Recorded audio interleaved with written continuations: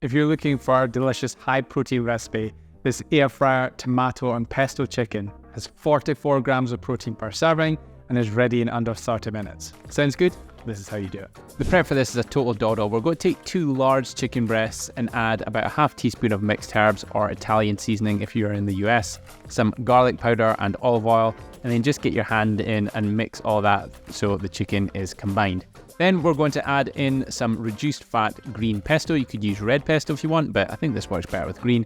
And just massage that into the chicken breast and make sure you get it into all the nooks and crannies. Hey, sorry for the interruption, but I've got a super quick favour to ask.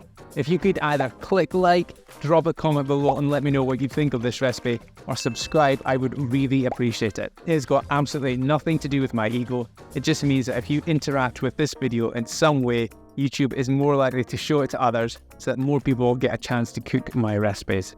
Thanks in advance. Now back to the recipe. Pop that onto a tray to go into the air fryer or straight into the air fryer basket. Pop some cherry tomatoes on it and give it about 15 to 20 minutes at 190 until it's pretty much cooked all the way through.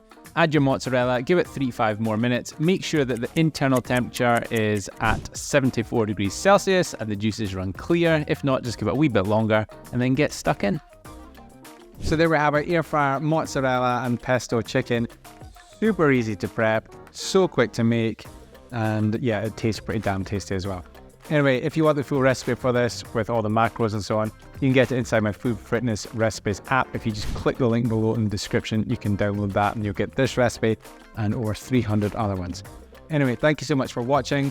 As always, if you are a new follower, if you've not had a chance yet, make sure to click that subscribe button so you don't miss out on future high protein recipes, because I'm posting about 2 a week. And if you're subscribed, you'll get notified as soon as they go live. Right, time to eat. Speak to you later.